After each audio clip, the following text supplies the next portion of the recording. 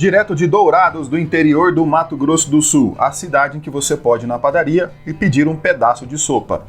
Esse é o seu podcast Direito do Mato. Eu sou o Fabrício Brown e eu sei falar inquérito penal em Guarani. E aqui é Vinícius de Almeida e até hoje não entendo Dark.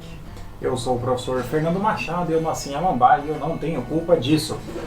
Pessoal, vamos lá, começando o nosso podcast. E antes de começar, nós precisamos que você nos dê um apoio, que você nos siga nas redes sociais, porque nós não temos nenhum tipo de patrocínio.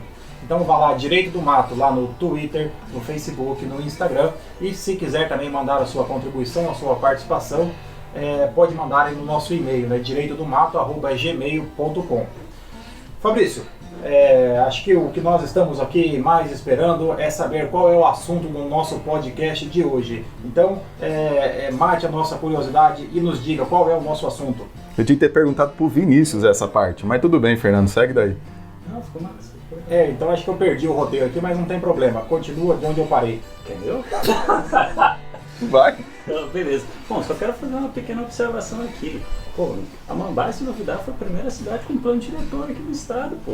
Amambai é que você tem que pensar em Amambai como a região da Grande Amambai, né?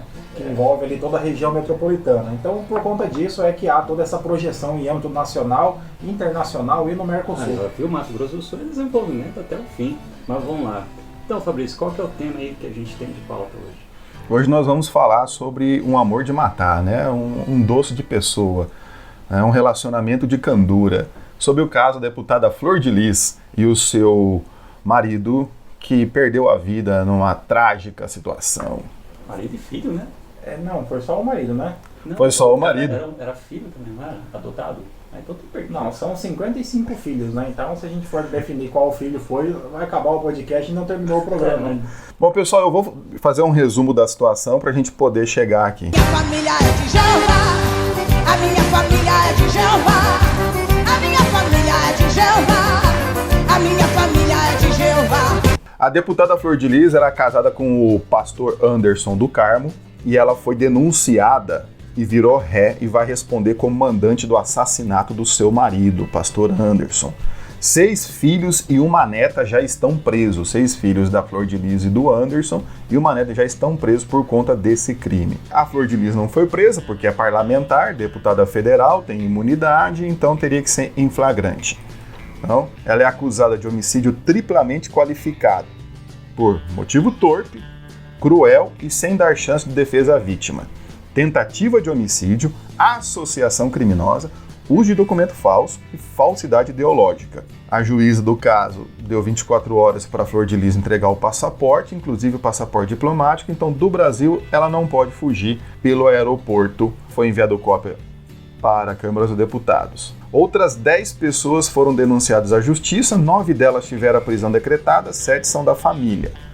Então tem uma neta presa em Brasília, 6 filhos, entre eles os únicos 3 biológicos da deputada. A Flor de Lis tem, junto com o pastor Anderson, 55 filhos, né, entre legítimos e adotados, e ela convenceu os filhos a participar da trama, financiando inclusive a compra da arma do crime.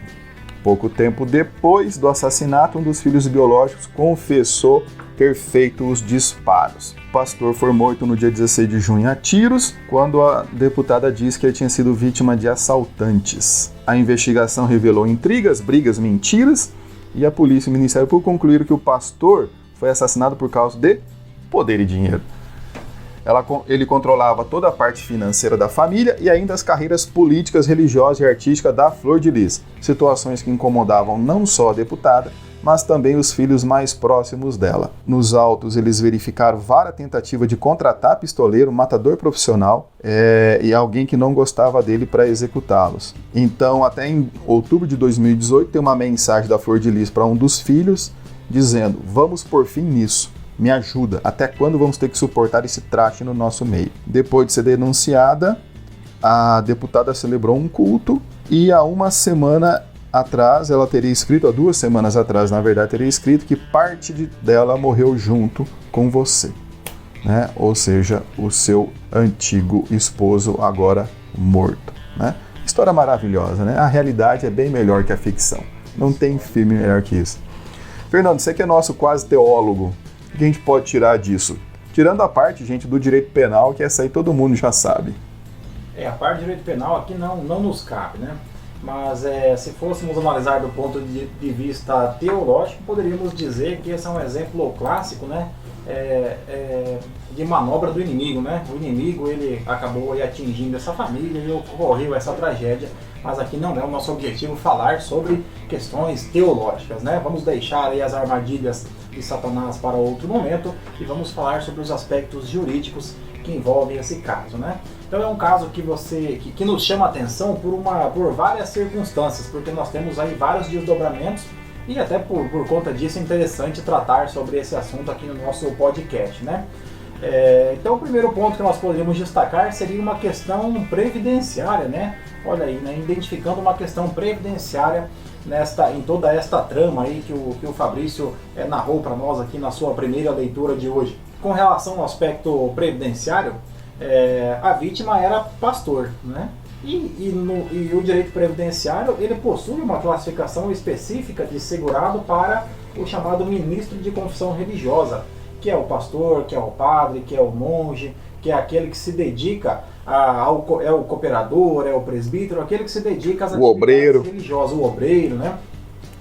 É importante mencionar que essa atividade, ainda que ela seja uma atividade remunerada, subvencionada pela entidade, pela instituição religiosa, ela não caracteriza vínculo de trabalho, uma vez que ela é uma atividade considerada uma atividade vocacional. Então, mesmo que haja uma ajuda de custo, não há nesse caso caráter remuneratório.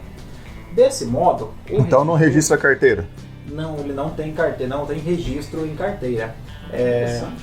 Para que o religioso, aquele de vida consagrada, né, para que ele tenha uma proteção previdenciária, cabe a ele a figura do contribuinte individual, que seria equiparado ao trabalhador autônomo. Então ele pode contribuir, ou mesmo a entidade do qual ele está vinculado pode recolher a contribuição para ele, mas na condição de contribuinte individual. Por exemplo, que seria ali ou 20% se fosse em valor maior do que salário mínimo, ou 11% se optasse pelo plano de inclusão previdenciária simplificado apenas sobre o valor de um salário mínimo, né? Então são essas as opções. E por conta disso, é muito comum que muitas vezes ao final de toda uma vida dedicada a uma instituição religiosa, aquele ministro de confissão religiosa, ele acaba tendo sérias dificuldades, dependendo depois de filantropia para sobreviver, porque ele não é enquadrado, por exemplo, como empregado cuja contribuição seja obrigatória, né? Então compete ou a ele ou à instituição fazer o recolhimento. Pelo que nós vimos das notícias, a vítima era pastor. Sendo pastor, então ele enquadraria-se no artigo 9º, inciso 5º da Lei 8.213, de modo que ele poderia ser, então, um contribuinte individual. Se ele fosse o contribuinte individual, os seus dependentes, eles podem ter direito à pensão por morte, né? Porque se ele é um segurado da Previdência Social, o seu dependente tem direito à pensão por morte. Nesse caso, nós teríamos que analisar duas situações. São os dois requisitos principais da pensão por morte. Um deles é a qualidade de segurado. Então, inicialmente, analisar se a vítima, o pastor Anderson, né? Esse era o nome dele, o pastor Anderson, se ele estava contribuindo com as contribuições em dia junto ao INSS, ou pelo menos estava dentro do chamado período de graça, que é aquele período de 12 meses que a pessoa permanece vinculada ao INSS, mesmo que não esteja recebendo, mesmo que não esteja contribuindo efetivamente. Se ele então mantinha a sua qualidade de segurado, os seus dependentes poderão requerer o benefício de pensão por morte, desde que eles comprovem a relação de dependência. Essa relação de dependência, ela envolve cônjuge, pais, irmãos não emancipados até 21 anos, filhos, enteados até 21 anos, nos chamados dependentes presumidos e nos dependentes que precisam de comprovação. Quem é o dependente presumido? É o filho e o cônjuge, né? Esses são os dependentes presumidos. Esse dependente sempre terá direito ao benefício. 55 filhos. E eu lembro que tinha antes esse problema na legislação em relação ao adotado. Isso mudou? Não mudou ainda por conta da... não, o filho adotado, legalmente, ele não tem nenhuma distinção com relação ao filho biológico, não há nenhuma diferença. A única diferença que existe se refere ao menor tutelado ou enteado, aquele que não tem a vinculação direta, mas vive às expensas do segurado. A diferença é que o menor tutelado e o enteado, ele tem direito desde que ele comprove a relação de dependência. Nesse caso, ele não é equiparado ao filho menor de 21 anos. Aqui, daí, como o professor Fabrício lembrou, né, os 55 filhos, né? Então seria uma situação interessante analisar aí a relação do segurado instituidor, que é a pessoa, o de cujos, a pessoa que faleceu, né, com esses 55 possíveis dependentes, né? Como, ao que tudo indica, nenhum deles era filho biológico do segurado instituidor, então seria, e se fossem eles enteados ou menores tutelados, porque pelo que as notícias mostram, muitos daqueles supostos filhos, eles não tinham a regularização do ponto de vista ali da formalização da adoção, seriam então menores tutelados, seria necessário então a comprovação dessa dependência. Poderia-se chegar à situação de ter aí 55 dependentes, desde que todos eles comprovassem os requisitos necessários, né? Ia sobrar alguma coisa para alguém receber alguma coisa nisso? Olha, pode ser que sobre, né? Então nós teríamos que fazer um seguinte cálculo, né? Primeiro nós teríamos que verificar a situação da cônjuge, da companheira, né? Que é que, ao que tudo indica, mandante desse crime, né? A legislação previdenciária, e somente em 2015 ela trouxe essa previsão, porque até 2015 aquela pessoa que contribuía para a morte do segurado tinha direito de receber o benefício, porque a legislação previdenciária era omissa nesse ponto, né? Então, se você fosse lá e matasse o seu cônjuge, você ainda poderia receber a pensão, né, caso ele fosse segurado da Previdência Social. De 2015 para cá, a situação não é mais possível, né? Então, aquele que for condenado criminalmente com um trânsito em julgado, como coautor, autor, partícipe de homicídio doloso ou de tentativa, né, contra o segurado, ele é excluído do rol de dependentes. Então, se a deputada Flor de Lis ela for considerada culpada, após o trânsito em julgado da sentença, ela é excluída da relação de possíveis dependentes, portanto ela não teria direito de receber a pensão. Restariam do outro lado, então, os talvez 55 enteados ou menores tutelados que poderiam ratear esta pensão, né? Como é que seria feito o cálculo, né? Aqui nós temos que aplicar as regras que vieram a partir de alterações na legislação previdenciária. Não está fácil trabalhar com direito previdenciário porque nós temos tido mudanças significativas aí com frequência na legislação previdenciária, né? Bem-vindo ao time.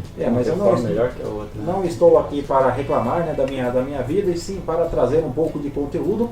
Então, nesse caso, nós teríamos que fazer o cálculo da seguinte maneira.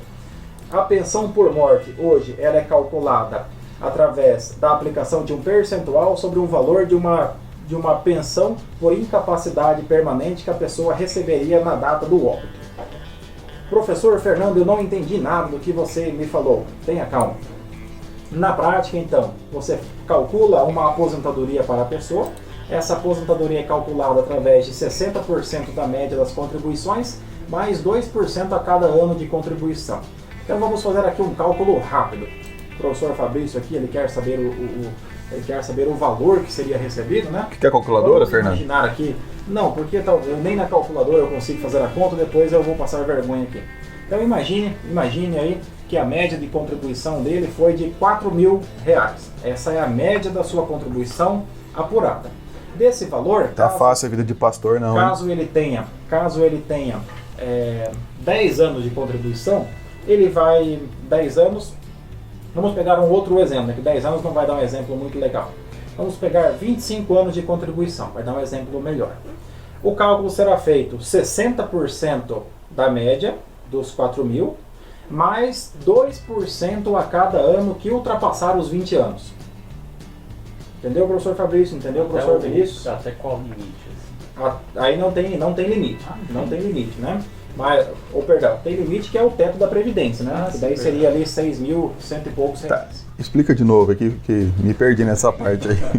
Acho que até eu já estava me perdendo aqui, mas vamos explicar. Então, a pessoa vai receber 60% da média, 60% da média, mais 2% a cada ano que passar dos 20 anos. Como ele tinha 25, passou 5 anos, né? Então, mais 10%, certo? Certo. Então, 60% mais 10%.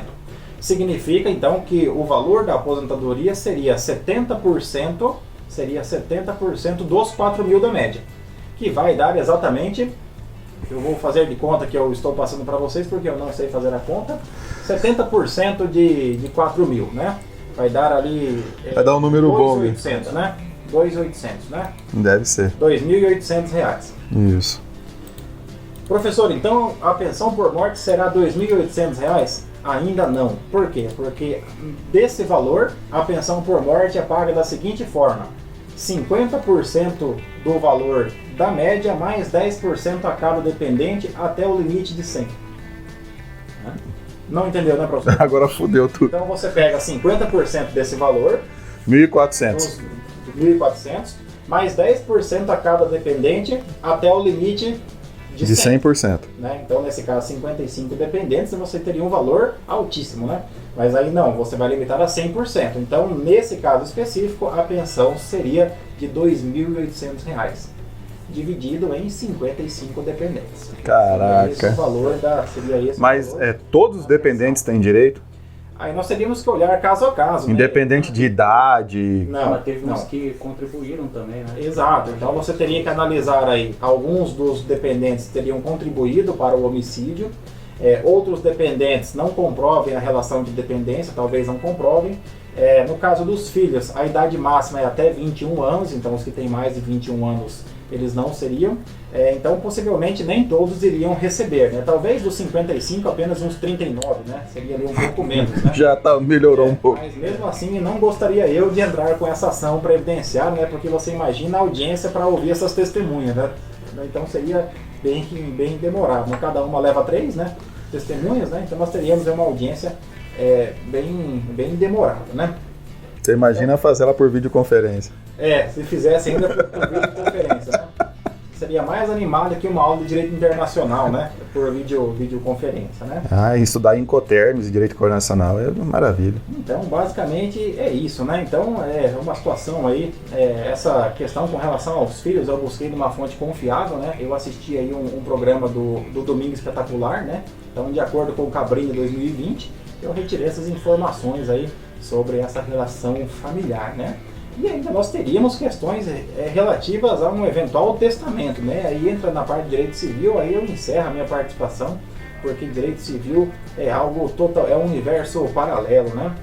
Mas assim, ainda os caras que tentaram matar e tal, eles continuam recebendo? Eles podem vir a receber a pensão ou não? Quando você ajuiza uma ação de pensão, existe a possibilidade da chamada habilitação provisória. Se você tem dúvida com relação ao direito de alguma das partes receber essa pensão, na ação judicial é possível pedir a habilitação provisória. O que acontece nessa habilitação? Você divide aquela pensão, porém a cota parte que seria recebida pela pessoa que está discutindo a sua dependência, ela fica depositada numa conta judicial. E lá, ao final do processo, definido se a pessoa tem direito ou não, então ou ela recebe ou então reverte para, se a pessoa não comprovou o vínculo, reverte para os demais dependentes, né? Aí seria a possibilidade de uma habilitação provisória. Vamos pegar aqui um exemplo. Imagina que um desses menores tutelados ou enteados esteja sendo acusado de participação. Ele pode pedir a habilitação provisória, a cota parte seria dele, seria ali 1,39 avos, né, pensando ali que tivesse uns 39 discutindo, seria depositada em juízo. Ao final da ação, ao final do processo criminal, então ele poderia, se ele comprovasse ali a sua inocência, teria direito a levantar esse valor que foi depositado ao longo do processo. E no caso a Flor de Lis, comprovado que ela foi mandante, participe e tal, ela não recebe pensão daí? Ela não. Aí ela é excluída, perde o direito à pensão por ter contribuído de forma dolosa para o homicídio do segurado instituidor. Pelo menos isso, né? Pra ver que o crime não compensa, né, cara? Então, mais pra receber previdência. Não, para receber previdência, o crime nunca compensa. Se você- Você depende do que a previdência vai te pagar para cometer um crime. Depender do INSS, vamos pensar, né? Talvez tivesse um seguro de vida, pode ser, né? A previdência Dependendo do INSS, não de jeito nenhum. Vinícius, o que você tem para falar pra gente sobre esse caso, cara? Bom, então, acompanhando esse caso da Flor de Lis, eu li uma ementa de uma notícia que eu achei muito interessante. Depois eu peguei os comentários para ler. Isso é uma coisa que eu costumo fazer. E a ementa dizia mais ou menos o seguinte: caso Flor de Lis, 4 filhos presos, mas ela ainda está solta. E aí o pessoal lá nos comentários: isso é porque ela é deputada, isso é impunidade, blá blá blá. Quem vai julgar é o STF, a STF vai liberar ela. Só que não é bem assim, não é nessa maneira. A gente tem que pegar uma coisa chamada Estatuto dos Congressistas, que está previsto também no texto constitucional. E ele vai falar sobre como é que vai ser esse procedimento criminal em relação à Flor de Lis. E aí a gente toma como base o artigo 53 da Constituição.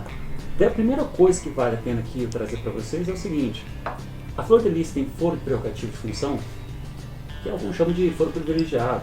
É um jeito meio assim, não é o certo, mas eu entendo porque ficou... Porque acabou se tornando né? Historicamente não conseguimos. Mas em relação a isso, a Flor de Lis, ela vai ter foro prerrogativo de função. Isso mudou no final de 2018.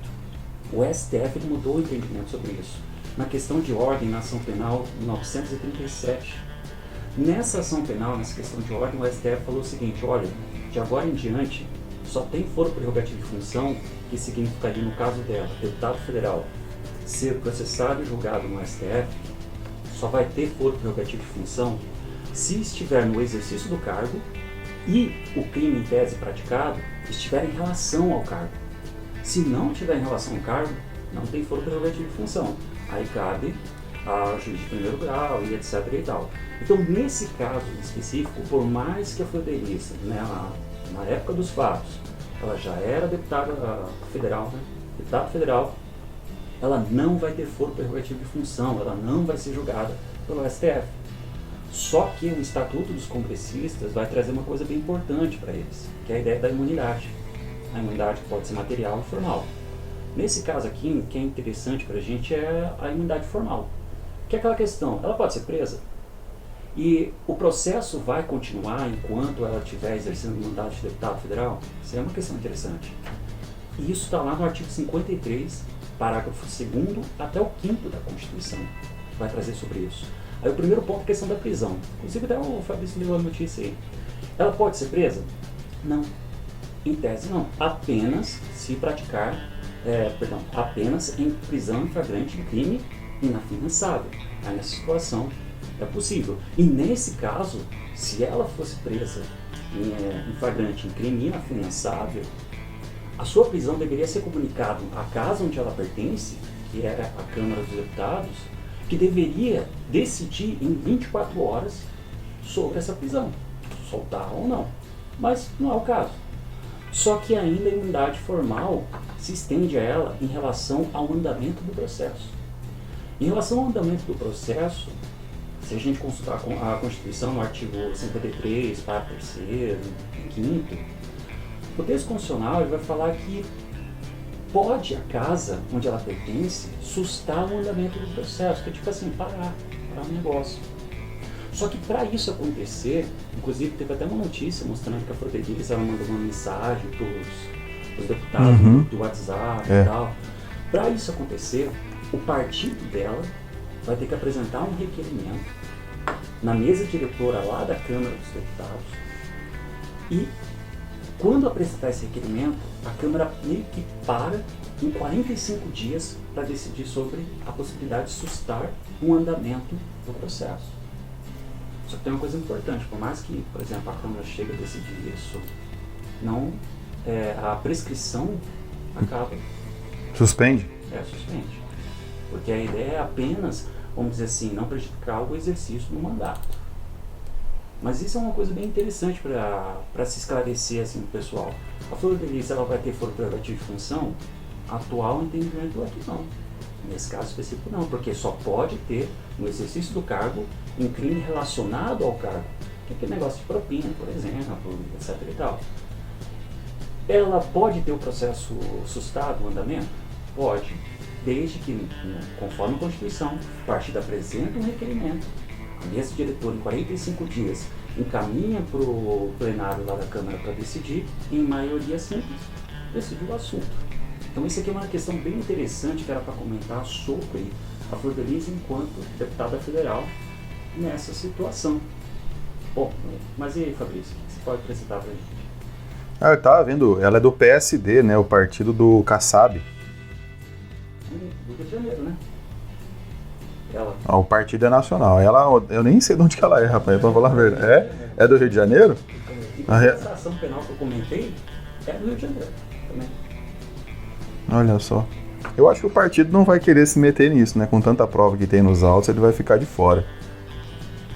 Vai ficar complicado, né? Não, só pra...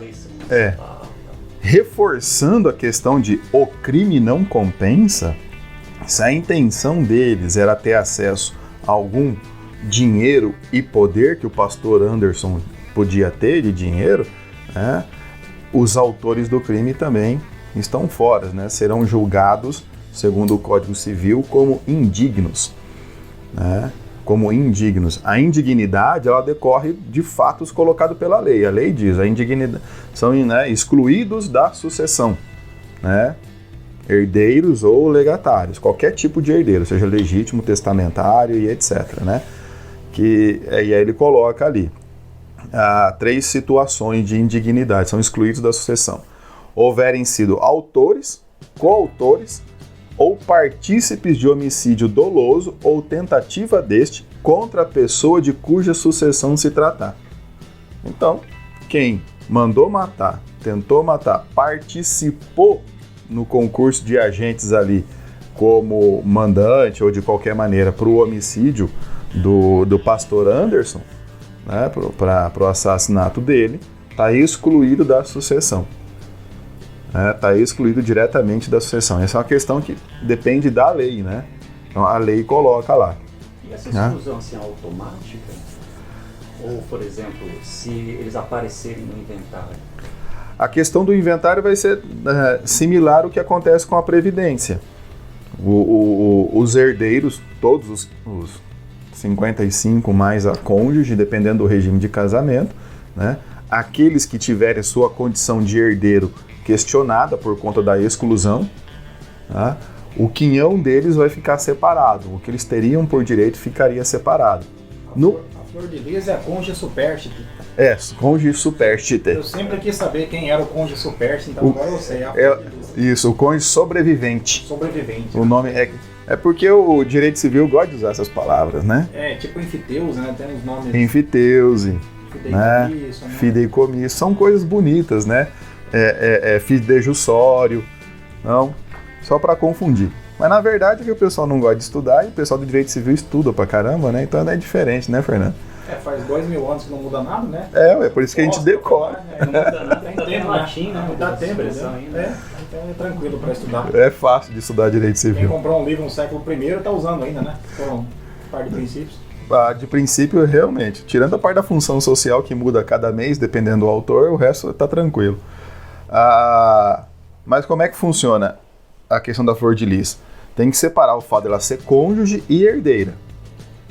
Porque você tem o fato de ser cônjuge, você pode ser meeiro, dono do patrimônio em conjunto. Né? Nós temos 4 regimes de bens: separação, comunhão parcial, comunhão universal e participação final nos aquestos. Se for separação de bens, ela não é dona do patrimônio do marido. Ela não é sócia no patrimônio do marido. Então ela não tem direito à meação, porque metade seria dela. Ela é só herdeira. E se for separação de bens, ela for só herdeira, comprovado que ela realmente foi a mandante, ela fica como indigna, excluída, não recebe nada. Se ela for cônjuge, Dependendo do regime de bens, você tem que analisar. Universal, ela é dona da metade, ela é dona, proprietária, então você não tem como excluir a propriedade dela.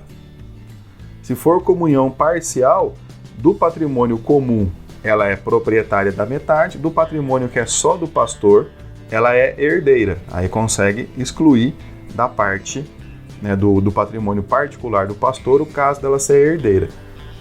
E participação final nos aquestos semelhante à comunhão parcial, porque daí eu tinha que ter uns 2 programas para explicar esse regime de bens aqui. Então deixa eu complicar um pouco. E se, além disso, agora surge alguém com um testamento deixado pela vítima?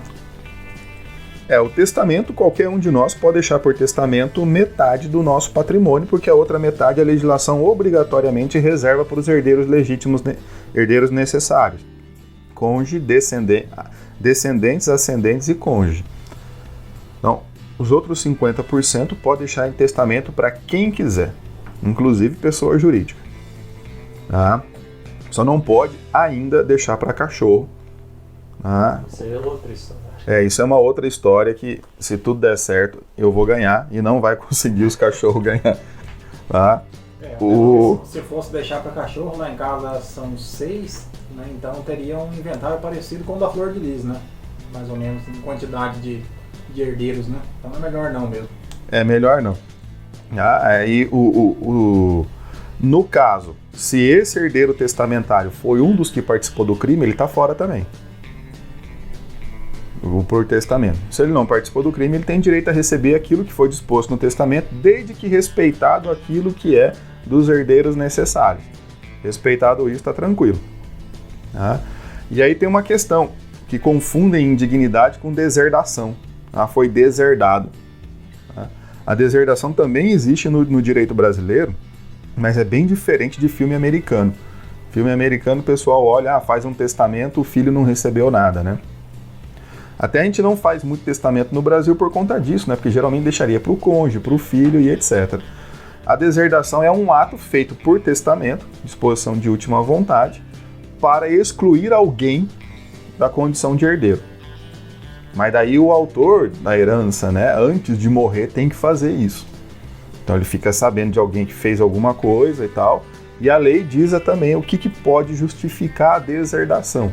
Seria ofensa física, né? A deserdação de descendentes e ascendentes. Ofensa física, injúria grave, relações ilícitas com a madrasta ou padrasto. Né? No caso, o filho da pessoa está tendo uma relação ilícita. Né? Aí já aparece novela mexicana. Novela mexicana. Né? No caso daquele senhor já dos seus 80 anos que casa com uma moça um pouco mais nova e o filho dele passa a ter relações com a sua esposa. Então, relações ilícitas porque, né, com o casamento, um dos deveres do casamento é a fidelidade. Se você quebra o dever de fidelidade, então aí há um ilícito civil, né? E a outra seria desamparo do ascendente em alienação mental ou grave enfermidade. No caso, né, do ascendente estar doente, não sei o que e tal, e com enfermidade, e o filho não ajudar em nada, nem aparecer, desamparo. Porque o desamparo não é só financeiro, né? Também é financeiro. Mas se alguém vai deserdar porque tem patrimônio, você deserda do patrimônio. Né? Por isso que quem não tem nada, quem tem só uma barra forte e um gato, então ninguém briga pela herança. Então não tem problema, não tem por que fazer isso. Tá? Essa a questão da deserdação, né? Então, porque daí fica diferente. O autor da herança precisa, né, precisa se manifestar deserdando a pessoa. E pode ser contestado. Isso que eu ia falar. Mas manifestação é pública? Testamento, qualquer forma de testamento, né? Do testamento público, cerrado, privado. Então, as formas de fazer o testamento, porque você tem que levar aquilo ali. Mas tem como então contestar isso aí, né? Porque é uma imposição no final das contas. Tem como provar que aquilo não aconteceu. Por exemplo, não se relacionou com a madrasta, com o padrasto, né? Deu amparo.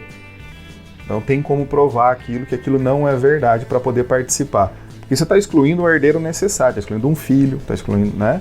Então você precisa fazer essa questão. Aí você tem a oportunidade de provar que aquilo não era verídico. E aí anular aquela cláusula. Então tem essa possibilidade. Agora a nossa querida Flor de Lis aqui, né, que tentou ela ter acesso a isso, é o caso, por exemplo, da Suzaninha, né? Suzane von Richthofen. Ela matou os pais com auxílio dos cravinhos, né? Para ter acesso a toda a herança. E ela ficou sem nada, ficou tudo por mão. Ela foi julgada indigna, né? Ficou provada, está condenada. Afinal, ela já era para estar solta se não fosse tão famosa. Né? Isso é verdade. E ela foi julgada indigna, então tá fora. Então, assim, não compensou previdenciariamente o crime, tampouco para ter acesso aqui ao patrimônio, né? Vai ficar de fora. Aí os outros 39 herdeiros de boa-fé, né, poderão ter acesso à maravilhosa pensão de não sei quanto para cada um, que eu já esqueci. Vai dividir. Eu também já esqueci, mas uma certeza nós podemos ter: esse inventário vai dar trabalho, né? Ah, vai dar trabalho, porque a briga vai ser grande, né? Eu imagino que esse não faz no cartório, né? Esse é só judicial. Ah, vai ser judicial e vai ter gente para tudo que é lado. Vai ter advogado da neta, do bisneto, vai ter advogado dos filhos, vai ter filho querendo reconhecer a condição de filho, porque, assim como você disse, né, teve filhos que ainda não foi formalizado a adoção, é querer formalizar a condição de filho, como é que fala, de vínculo afetivo, social, para poder participar da herança. Alguns vão verificar primeiro se vai sobrar patrimônio para depois pedir para ser filho ou não, né? Eu acho que a primeira coisa que eles têm que fazer é isso, para ver se vale a pena a luta. Porque, dependendo do caso, não compensa nem o ITBI que vai pagar, nem o ITCD. O ITCD, né? Não, o ITCD que vai pagar com relação à casa ou algum outro imóvel que tenha. Eu não conheço, mas eu acho que eles eram, né? Para poder adotar 50 e poucos filhos, tem que ter pelo menos um dinheiro para mistura um pouco melhorado, né?